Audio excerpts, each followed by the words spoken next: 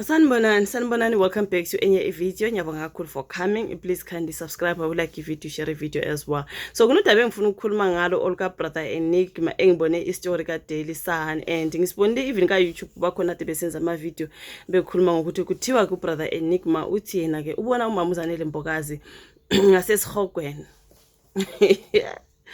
Akuthanda kuba nzima. So brother Enigma bafethu seyatrenda kakhulu, watrenda saze sakhathala. I know kunama fans aka brother Enigma ahleze ebuya comment izinto ezingekho because angazi basebenzana noma mhlambe basontana into ekanjalo uzobathola mostly ka comment section. Oh man of God, brother Enigma, okay. Phela akusithi sonke abaka Enigma, so you don't have to bring your funny comment kuma videos wethu just because we do not believe izindaba zika brother Enigma. Uthi yena manje ubona umama uZanele Mbokazi esihogweni eshile nje ubona abantu angaze angideni ubona abantu ngasesibukweni lesa ababona khona.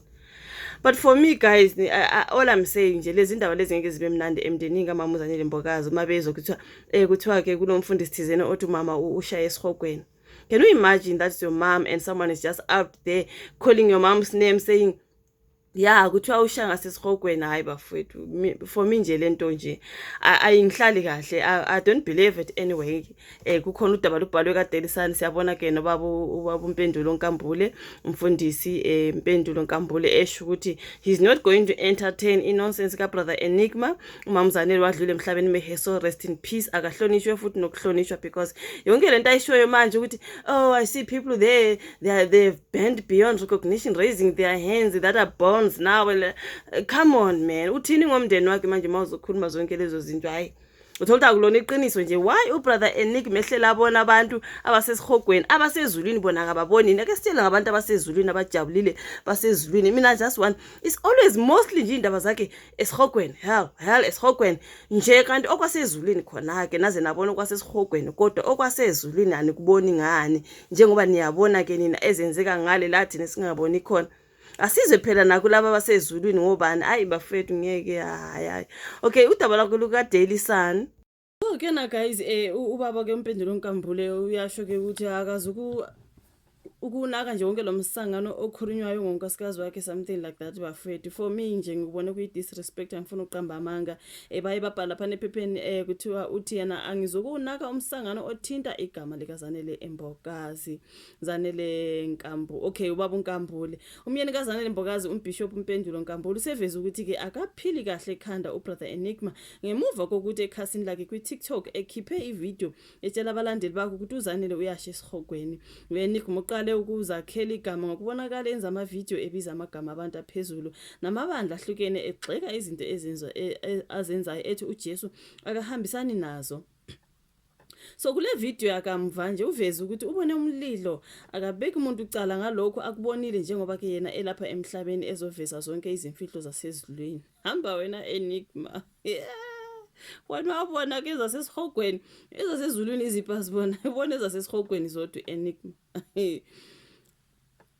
Mina uma ngifika uthini, mina uma ngifika ngizonitshela ke izimfihlo nina ningaphenduki. Kumele nazi ukuthi lelo akulona ke iphutha lamuntu. Kunomama futhi kunomlilo kodwa angikwazi ukubona kahle nguye phela ubhuti Enigma. Angikwazi kubona kahle ke umbala kunentuthu engiyibonayo ngenxa ke ukuthi lento ngiyibukela kude. Angikwazi kubona kahle umbala walapha engibona khona lo mama, kodwa uJesu wenze ngavuleka amehlo ngokukamoya ngabona abantu bephakamisa izandla. Uthe amehlo kaEnigma bese qonda ngqo komunye umuntu okuyindlela uJesu akade efuna abone ngayo lo muntu. Uthi angiboni kahle ukuthi wesifazane noma cha, ngenxa ke ukuthi bashile izandla zabo zingamathambo nenyama eshile, kodwa izwi lakhe wesifazane uyamemeza uthi nginguzanele Mbokazi. Amehlo ami uma eya kolunye uhlangothi ulokho ememezile ethi nginguzanele Mbokazi, ememeza kaningi ungitshela ukuthi angitshele omama mfundisi bathwale ekhanda njengoba ke esho kanjalo. Uya emuva izwi lakhe liya ngokuphela kodwa ngimuzwe kahle ethi nginguzanele Mbokazi. uNkambule uthe uEnigma umuntu odinga usizo njengoba ezididekele nje uthi angifuni ke nokuzixaka nje ngiphendula lowo muntu ungubani yena ukuthi aze akhulume kanjena engizokusho nje ukuthi udinga usizo futhi ungumprofeti wamanga kusho kubaba umpendulo Nkambule uzanele obengumsunguli womcimbi wezindondo ama-SA BC Crown Gospel Music Awards udlule emhlabeni ngonyaka odlule ngemuva kokuhlaselwa isifo somdlavuza wamaphaphu.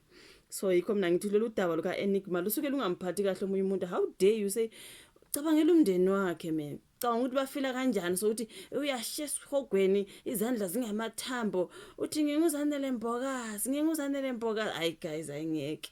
Hayi for me lokhu nje angazi kulenda otherwise yabona ngendlela okulende ngakhona kubaba umpendulo Nkambule umfundisi umpendulo Nkambule ilende kanjalo nakumina I was like who are you to tell people ukuthi abantu babo bayashiya esihogweni man that's just disrespect. Hayi ayingeke phela kunabantu baka Enigma futhi la usabeza sebeshaya amen nayo yonke into iphi inhlonipho iphi disrespect mangabe sengithi iphi disrespect iphi inhlonipho iphi irespect ngoba kungani engayanga laphana ke kuba umpendulo Nkambule nomndeni wakhe eyosho ke lento ayibonayo ukuthi hayibo ngibone ngathi umama usendaweni engekho yinhle laphana lana ukuthi amemezele lana on social media kuzomhlaba wonke ukuthi umama uzanele mbokazi usesihogweni. Imagine her children, imagine ifamily yakhe, imagine like for me that's why ngithi i disrespect naloso prophet mawunaso akuqonda umuntu ngqo mangabe mhlawumbe umoya sowushile bahleli besho nje ukuthi kanti aba prophet la abakhona la online kunzima ngani ukuthi umuntu umDM uyakwazi kumDM umuntu on Instagram Facebook hamba umDM umuntu DM akumndeni wakhe usho ukuthi nginento engifuna ukukhuluma nani ngayo la khona into engiyibonayo uyayibona manje laba prophet laba bavele bathi bhaha ngizindaba zomuntu uzwe nje babeza igama lomuntu ukuthi yeah